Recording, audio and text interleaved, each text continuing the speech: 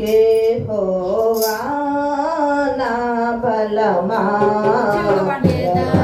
యథార్థమైనది నీ మార్గం పరిపూర్ణమైనది నీ మార్గం యెహోవా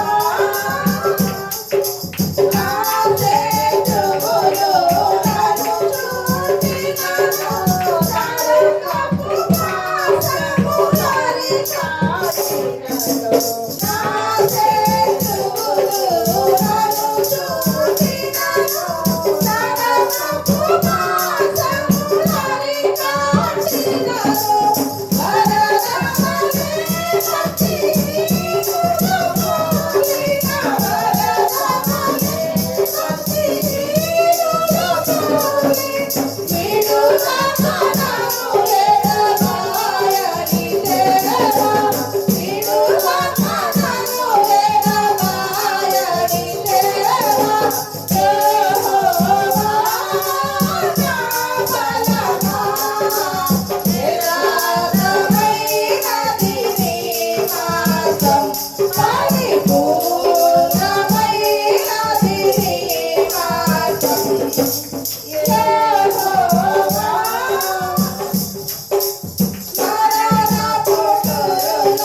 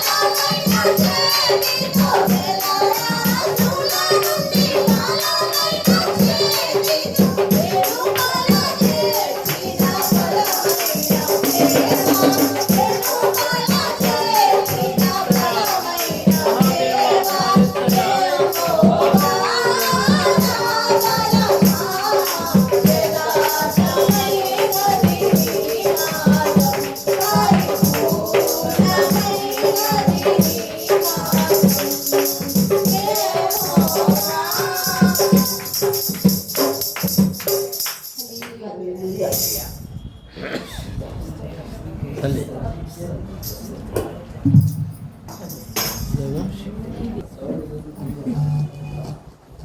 దేవుని నామకు స్తోత్రములు.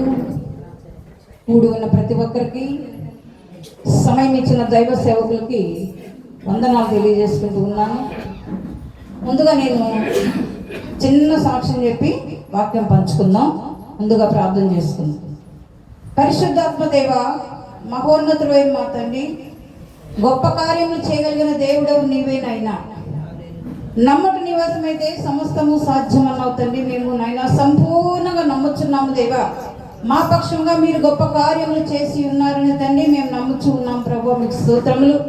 అలాగనైనా మీ యొక్క వాక్యం చెప్పడానికి నిలబడి ఉండగా మాట్లాడేవారు మీరే ఉన్నారు కనుక మా తండ్రి అయ్యా, నా నోట మీ మాటల నుంచి మీరు మాట్లాడి సహాయం చేసి మహిమ పొందుకోమని, మీ పరిశుద్ధాత్మ అభిషేకాన్ని నాతో ఉంచమని యేసుక్రీస్తు వారి ప్రశస్తమైన నామములో ప్రార్థించి అడుగు వేడుకొని పొంది ఉన్నాము తండ్రి.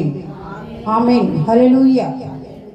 మరి దేవుడు ప్రేమించి యొక్క 40 దినాల కృతజ్ఞత కూడికలో 25వ దినాన్ని మనల్ని ప్రేమించి దేవుడు మనకు అనుగ్రహించి ఉండగా సమస్త మహిమ యేసయ్యకే కలుగును గాక.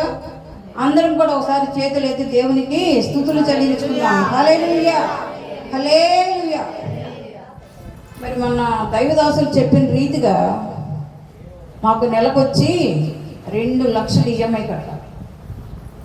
ఇన్ని 2,000 కాదండి, 2 లక్షలు.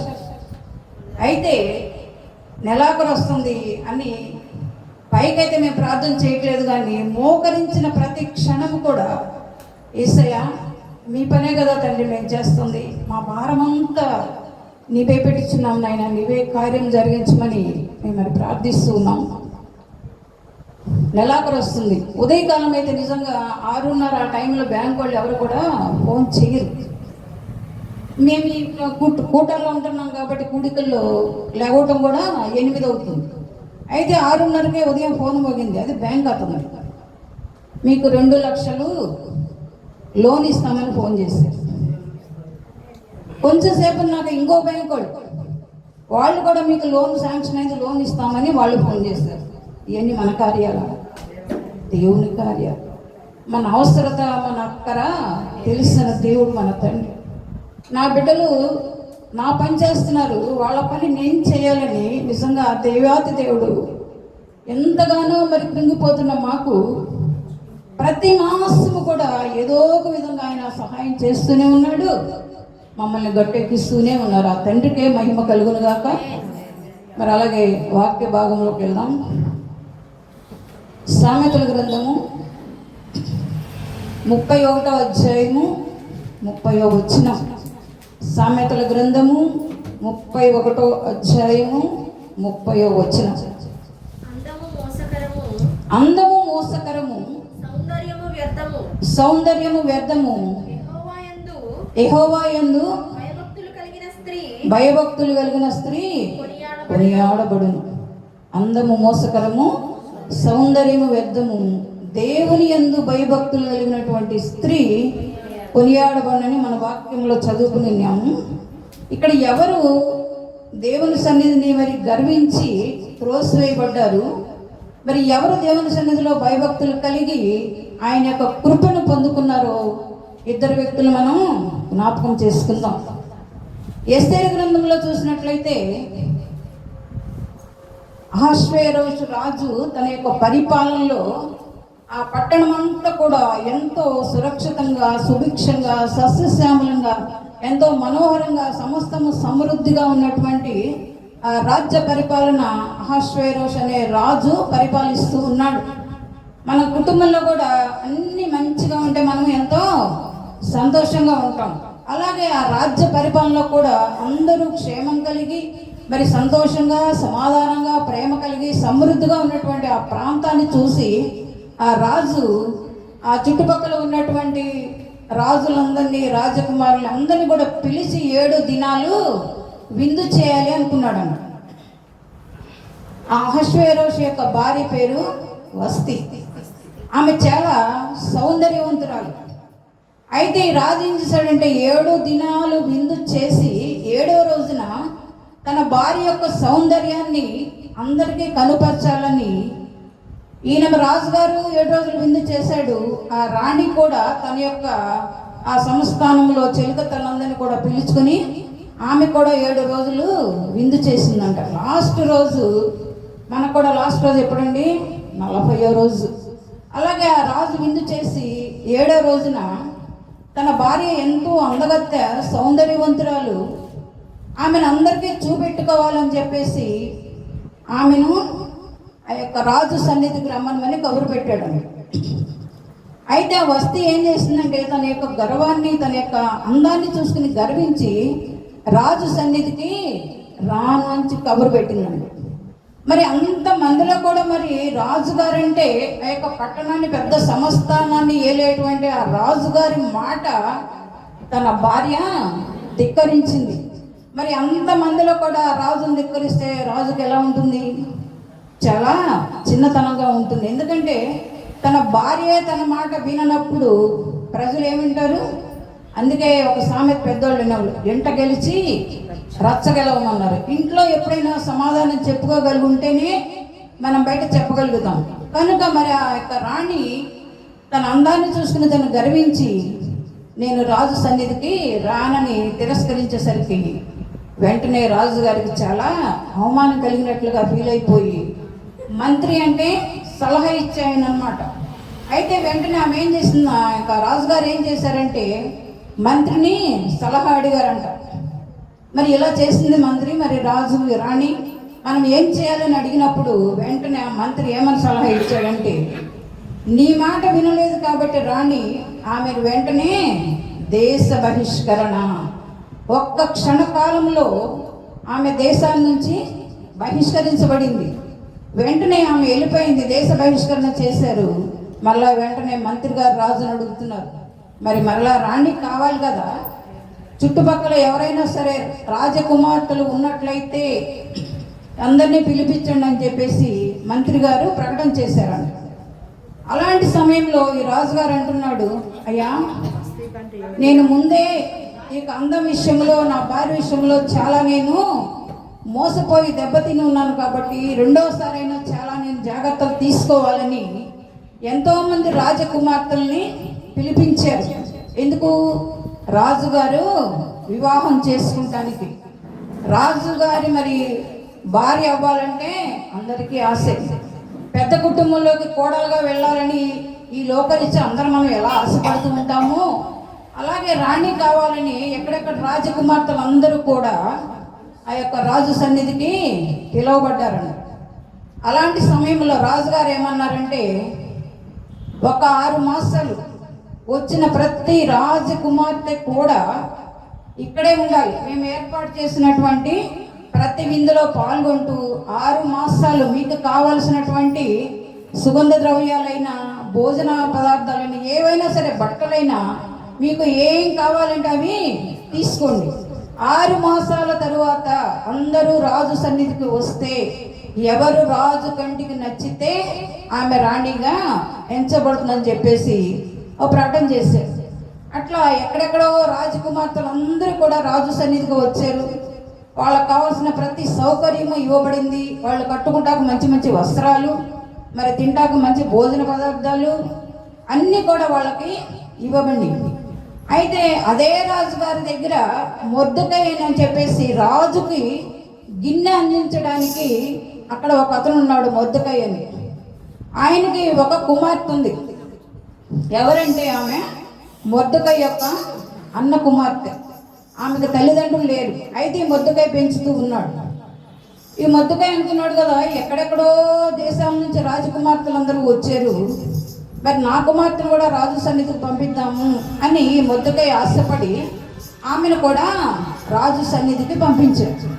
6 మాసాలు కూడా వీళ్ళందరూ వారికి కావలసినటువంటి ఆహార పదార్థాలు తింటూ, మంచి మంచి వస్త్రాలు ధరించుకుని, మరి మంచి మంచి ఆభరణాలు ధరించుకుంటూ, ఎందుకంటే రాజు కంటికి మేము అందంగా కనిపించాలని ప్రతి ఒక్కరూ వారి వారి యొక్క పరిస్థితులను బట్టి ఎంతో అందంగా తయారవుతూ ఉన్నారు. కానీ ఈ యొక్క ఎస్తేరు అయితే దేవుని సన్నిధిలో భయభక్తులు కలిగినటువంటి ఎస్తేరు తగుమాత్రపు వస్త్రములు ధరించుకుని, మంచి మంచి వస్త్రాలు, మరి బంగారు ఆభరణాలు వేటికి ఆశపడకుండా తగుమాత్రపు వస్త్రాలు ధరించుకొని ప్రతిదినము కూడా కావలసినంత ఆహారం తింటూ, మరి ముఖ్యంగా ఆమె చేస్తున్న పని ఏంటంటే దేవుని సన్నిధిలో భయభక్తులు కలిగి దినదినము కూడా ప్రార్థన చేసుకుంటూ ప్రత్యేకించబడిన వ్యక్తిగా కనపడుతుంది.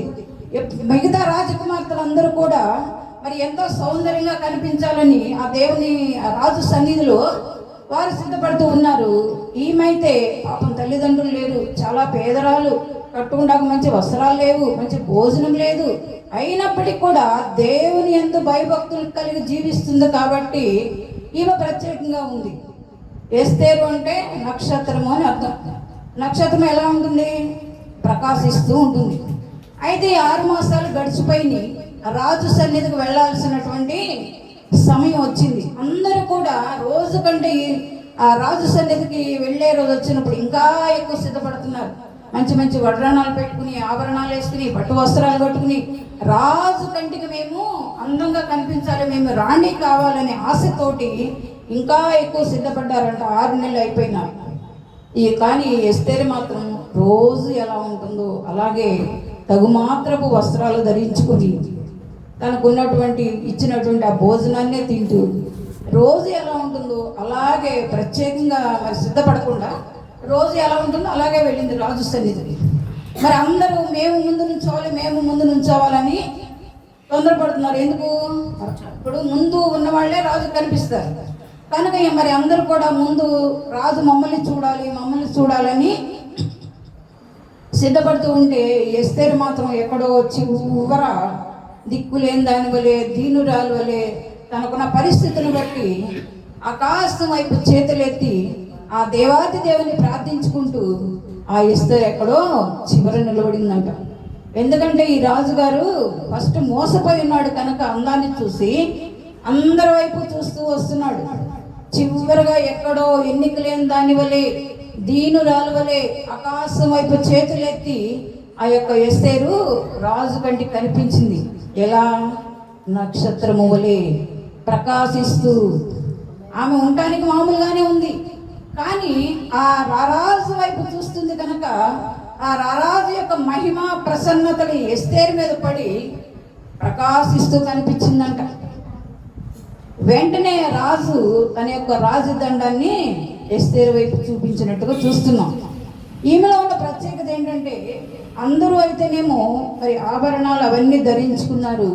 ఈ ఎస్తేరు మాత్రం ఇంటర్నల్ బ్యూటీ, అంతర్గత సౌందర్యం కలిగి ఉందాము. అంతర్గత సౌందర్యం ఏంటంటే గలతీ పత్రికలో 5వ అధ్యాయం 22లో ఉంటుంది. ఆత్మఫలాలు ప్రేమ, సంతోషము, సమాధానము, దీర్ఘశాంతము, దయాళత్వము, ఇవన్నీ 9 ఆత్మఫలాలు ఎస్తేరు కలిగి ఉంది. కనుకనే అవన్నీ మంచి ఫలాలని తన హృదయంలో దాచుకుని అవన్నీ కూడా అలాంటి ఆత్మఫలాలు కలిగినటువంటి సౌందర్యం కలిగి ఉంది. కనుక ఈ రాజు చూసినప్పుడు ఒక ప్రత్యేకంగా మరి ఆకాశంలో నక్షత్రం ఎలా ప్రకాశిస్తూ ఉంటుందో ఈ రాజు కంటికి ఎస్తేరు ప్రకాశిస్తూ కనిపించిందంట. ఎందుకు? ఆ ప్రకాశం ఎక్కడి నుంచి వచ్చింది? ఆ రారాజు వైపు చూస్తుంది కాబట్టి ఆ యొక్క మహిమా ప్రసన్నతలు ఆ ఎస్తేరు మీద ఉన్నాయి కాబట్టి ఆమె ప్రకాశిస్తూ కనిపించింది. ఇంతమంది ఎన్ని ఆభరణాలు వేసుకున్నా, రాజకుమార్తెలందరూ మంచి మంచి పట్టు వస్త్రాలు కట్టుకున్నా, ఇప్పుడు మనం ఎక్కడికన్నా వెళ్ళాలంటే ఫంక్షన్కి ప్రత్యేకంగా తయారవుతాం. ఇంట్లో ఉంటే మామూలుగా ఉండదు. అంతకంటే కూడా వీళ్ళందరూ కూడా మరి ఎక్కువగా మరి రెడీ అయిపోయి రాజు సన్నిధికి వచ్చినప్పటికీ ఎవ్వరు కూడా రాజు కంటికి నచ్చలేదు. దీనురాలైనటువంటి మరి ఆ యొక్క ఎస్తేరు, తల్లిదండ్రులు లేనటువంటి అనాథ అయినటువంటి ఆ ఎస్తేరు ఆ దేవుని యందు భయభక్తులు కలిగి జీవించింది కనుక ఈ రాజు చూసినప్పుడు మరి ఆమె ఎంతో ప్రకాశిస్తూ కనిపించింది. ఆ రాజు యొక్క మహిమ ప్రసన్నతలు, ఆ తండ్రి యొక్క కృప, ఆ తండ్రి యొక్క ప్రేమ ఆ దీనురాలపై ఉంది కాబట్టి ఆమె ఎంతగానో ప్రకాశిస్తూ కనిపించిందంట. కనుక వెంటనే రాజు ఆ యొక్క రాజదండం తీసి ఆమె వైపు చూపించాడు. ఆమె రాణిగా చేయబడింది. ఎంతో తగ్గించుకుంది, ఎక్కడో చివరి నుంచింది. నేను రాజు నన్ను చూడాలని అనుకోలా, ఆ రాజు చూస్తే చాలనుకుని ఆమె అంత దీనురాలుగా ఉంది కనుక ఆమె రాణిగా చేయబడి రాజు పక్కన సింహాసనంలో కూర్చోబడింది. ఈమె అయితే తన అందాన్ని చూసుకుని గర్వించింది, క్షణంలో త్రోసివేయబడింది. ఆమె అయితే మరి దేవుని యందు భయభక్తులు కలిగి జీవించింది కనుక రాణిగా చేయబడి రాజు పక్కన సింహాసనంపై కూర్చుంది. మరి ఆ యేసుక్రీస్తు వారు మనల్ని ప్రదానం చేసుకుని వెళ్ళాడు. తప్పకుండా ప్రదానం చేసుకున్నారంటే పెళ్లి జరిగే తీరుతుంది. ఆ యేసుక్రీస్తు వారు మనల్ని ప్రదానం చేసుకుని వెళ్ళారు కనుక తప్పకుండా ఆయన యొక్క రెండో రాకల్లో ఆయన మనల్ని వివాహం చేసుకోవాలంటే మనము సిద్ధపడి ఉండాలి. ఎలాగా? ఆభరణాలు పెట్టుకున్నా, మంచి వస్త్రాలు ధరించుకున్నా కాదండి. ఆత్మ ఫలాలు కలిగి, ఆత్మఫలం అంటే అందరి మీద ప్రేమ, సంతోషం, ఇందాక చెప్పాను 9 ఉన్నాయి. అలాంటి ఫలాలు కలిగి ఎవరైతే దేవుని యందు భయభక్తులు కలిగి జీవిస్తారో వాళ్ళను తప్పకుండా యేసుక్రీస్తు వారు, ఎందుకంటే సంఘానికి శిరస్సు క్రీస్తు అనమాట. ఆ యేసుక్రీస్తు వారు వచ్చినప్పుడు ఏ సంఘం అయితే ఆయనకు ఇష్టకరంగా, ఆయనకు మరి మహిమకరంగా, ఆయన యందు భయభక్తులు కలిగి కనపడుతుందో ఆ సంఘాన్ని ఆయన వివాహం చేసుకుంటారు. తన యొక్క పరలోకంలో ఆ యేసుక్రీస్తు వారి యొక్క కుడి పార్శ్వమున కూర్చోవాలంటే మనము కూడా ఆత్మ ఫలములు కలిగి ఉండాలి. గర్వము నాశనమునకు ముందు గర్వము నడుచునుంది. సామెతల గ్రంథము 19:14 చదవడము. సామెతల గ్రంథము 19వ అధ్యాయము 14వ వచనం. సామెతల గ్రంథము 19వ అధ్యాయము కాదు 19:14 అది కాదు, చదవండి. సామెతల గ్రంథము 19వ అధ్యాయము.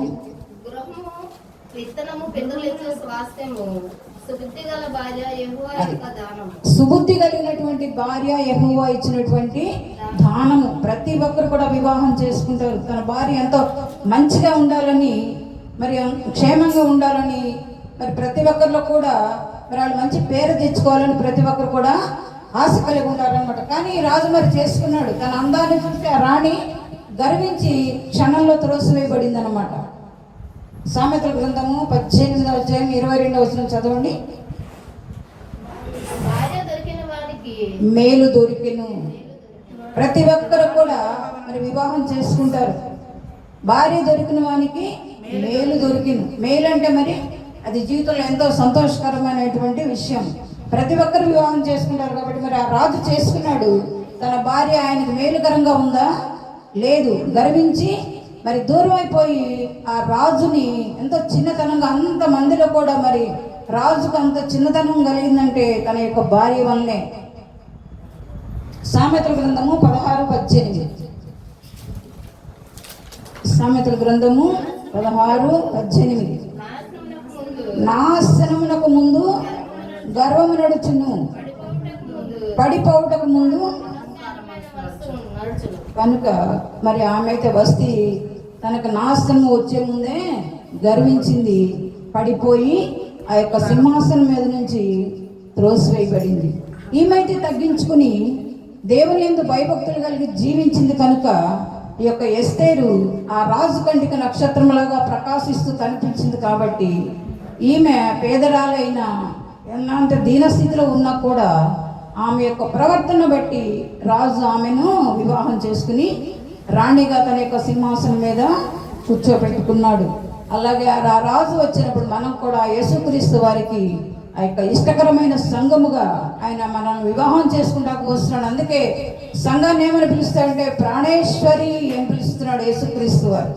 ఎంత ఇష్టమైతేనో ప్రాణేశ్వరి, నా ప్రాణానికి ఇష్టమైనటువంటి అని చెప్పేసి యేసుక్రీస్తు వారు పిలుస్తున్నారు. కనుక మనము కూడా ఆయనకు ఇష్టమైన బిడ్డలుగా జీవిస్తూ ఆయన వచ్చినప్పుడు ఆ సింహాసనం మీద మనం కూడా ఆయనతో కూర్చోవాలంటే ఈ లోకంలో ఉండగానే ప్రతి విషయంలో కూడా ప్రేమ కలిగి సంతోషము, అందరి ఏళ్ళ నిన్ను వలె నీ పొరుగువాన్ని ప్రేమించమన్నారు. మన ప్రక్కవారిని ప్రేమించలేనప్పుడు దూరంలో ఉన్న తండ్రిని కూడా మనము ప్రేమించలేము. అందుకే నిన్ను వలె నీ పొరుగువారిని ప్రేమించమన్నట్లుగా మన జీవితాల్లో అన్నీ కూడా మేలుకరంగా జరగాలి అంటే ఆత్మఫలాలు కలిగి జీవించినట్లయితే తప్పకుండా ఎస్తేరు వలె ఆ యేసుక్రీస్తు వారి యొక్క కృప నిత్యము మన మీద ఉండునుగాక.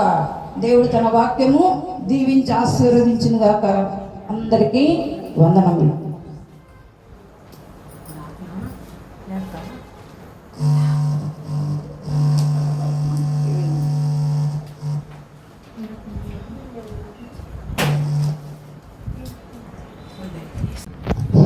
యేసయ్యకి మహిమ కలుగును గాక. మీ అందరికీ వందనాలండి. మనం కృతజ్ఞత కోరిక ఎందుకు పెట్టుకుందామంటే, దేవుడు మనకి అద్భుతమైన కార్యములు చేసాడు అని, చెయ్యకుండానే చేసాడు అని మనం కృతజ్ఞత కోరిక పెట్టుకోవడం బలమైన విశ్వాసానికి అందరూ కూడా బలపడాలని నేను ముందుగా పెట్టానండి. దేనికంటే దేవుడు నాకు చూపించింది, ఒక పెద్ద మందిరం కట్టి దాని తాళం చెప్పులు నాకు ఇచ్చి, అయ్యా ఈ మందిరం నీకే ఇస్తున్నాను అని నాకు చూపించి ఉన్నాడు. అది నిజమే, దేవుడు చూపించినది నిజమే అని నేను నమ్మి అక్కడ దేవుడు నాకు ఆ కార్యం చేశాడు. అందుకే నేను ముందుగా కృతజ్ఞత కొడుకు పెట్టుకొని ఇవాళకి 25 రోజు, మిగతా అందరూ అయితే ఎలా చేస్తారంటే ఆ కార్యము జరిగిన తర్వాత అప్పుడు ఖాళీ చూసుకొని చక్కగా కృతజ్ఞత కొడుకు పెట్టుకుంటారండి. నేనైతే ముందుగా దేవుడి పైన ఉన్న పరిపూర్ణ విశ్వాసంతో నా దేవుడు నాకు చూపించాడంటే అది నిజమే, ఇక దాంట్లో ఎలాంటి సందేహం లేదని నేను ముందుగా కృతజ్ఞత కూడికని పెట్టుకున్నాను. ఈ 40 రోజుల్లో దేవుడు అద్భుతమైన కార్యము నా పట్ల చేశాడు అని నేను నమ్మాను. అందుకే నేను కృతజ్ఞత కూడిక పెట్టాను. అయితే మిమ్మల్ని అందరినీ ఒకటి అడుగుతున్నానండి, నాకు మందిరము కట్టి తాళం చెవినిచ్చిన దేవుడు యేసయ్య మీతో ఎవరితో అయినా కనుక ఈ సందేశమే విన్నవారితో ఎవరితో అయినా యేసయ్య మీతో మాట్లాడి మీరు కూడా మందిరానికి సహాయం చెయ్యండి అని దేవుడు మీతో మాట్లాడతాడు. ఎందుకంటే నాకు చూపించిన దేవుడు మీతో కూడా మాట్లాడే దేవుడు అండి. మన దేవుడు మాట్లాడే దేవుడు, కనిపించే దేవుడు, కార్యాలు చేసే దేవుడు అయి ఉన్నాడు కనుక ఈ సందేశాన్ని విన్నా మీకు ఎవరితో అయినా మీ హృదయంలో ప్రేరేపణ కలిగి యేసయ్య మీతో మాట్లాడి ఆ మందిరానికి కట్టబోతున్న మందిరానికి మీరు సహాయం చేయండి అన్నవాళ్ళు తప్పనిసరిగా సహాయం చేయండి. లేకపోతే దేవుడు ఒక ప్రేరేపణ బట్టి మందిరంలో మీ వంతు సహాయం చేయండి అని దేవుడు ఒక ప్రేరేపణ వస్తే సహాయం చేయండి. నాకెంతో మంది తెలుసు, కానీ నేను ఎవరిని కూడా అయ్యా నేను మందిరం కడుతున్నాను మీరు సహాయం చేయండి అని నేను ఎవరిని అడగట్లేదు. కారణం ఏమిటంటే మన దేవుడు సర్వశక్తి కలిగిన దేవుడు, సర్వాధికారి అయిన దేవుడు, సమస్త కార్యాలు ఆయన నామములలో జరుగుతాయని. అందుకే నేను మన యూట్యూబ్ ఛానల్లోనే నేను మాట్లాడుచున్నాను. దయచేసి మీరు అందరూ కూడా గమనించవలసినది, కింద స్క్రోలింగ్ లో మన మినిస్ట్రీ పేరు, ఫోన్ నెంబర్లు, అకౌంట్ నెంబరు అన్నీ వస్తూ ఉంటాయండి. మీరు ఎవరైనా డొనేషన్ చేయాలని దేవుడు ప్రేరేపణ కనుక ఉంటే ఖచ్చితంగా దానికి డొనేట్ చేయొచ్చు. అదే విధముగా QR కోడ్ కూడా ఉంటుంది, దానికి కూడా మీరు స్కాన్ చేసి డొనేషన్ దేవుడి ప్రేమను బట్టి, దేవుడి ప్రేరేపణ బట్టి, అంతేగాని అందరూ కూడా చేయాల్సిన అవసరం లేదండి. మన దేవుడు ఎలాంటి దేవుడు అంటే సర్వశక్తి కలిగిన దేవుడు అండి. ఆయన నామములో సమస్తము జరుగుతుంది, ఇది జరగదు అనడానికి వీల్లేదు, అన్ని జరుగుతుంది. వీటిలన్నింటికన్నా ముందు నేను మిమ్మల్ని అందరినీ ఒకటే కోరుకుంటున్నాను, ఏమిటి అనగా ఈ సందేశం విన్న ప్రతి ఒక్కరు ఎవరైనా సరే బలమైన విశ్వాసంతో ప్రార్థన చేయమని యేసు నామములో అడుగుతున్నా. ఎందుకంటే ఇల్లు ఎవరైనా కట్టుకోగలుగుతారు, కానీ మందిరం అందరూ కట్టలేరండి. దేవుడు యొక్క మహాకృప ఉంటే తప్ప. అయా ఆ బిడ్డ మందిరం కడతానికి మమ్మల్ని అందరినీ కూడా ప్రార్థనా సహాయం అడిగాడని తప్పనిసరిగా ప్రార్థన చేయమని మిమ్మల్ని అందరినీ కూడా నేను కోరుకుంటున్నాను. అట్లాగే మీకు ఎవరికైనా సరే ప్రార్థన అవసరతల కొరకు మీరు ఎవరైనా సరే ఏ టైంలో అయినా సరే మీరు ఫోన్ చేయవచ్చండి. మా ఫోన్ నెంబర్లో కూడా స్క్రోలింగ్ లో వస్తా ఉంటుంది. యేసయ్యకి మహిమ కలుగును కాక. ఇప్పుడు దాకా బిడ్డ చెప్పిన వాక్యములు దేవుడు దీవించి ఆశీర్వదించును కాక. మీలో ప్రేరేపణ కలిగిన వారు ఎవరన్నా ముగ్గురు ప్రార్థన చేయమని యేసు నామములో కోరుకొనుచున్నాను. ఆమేన్.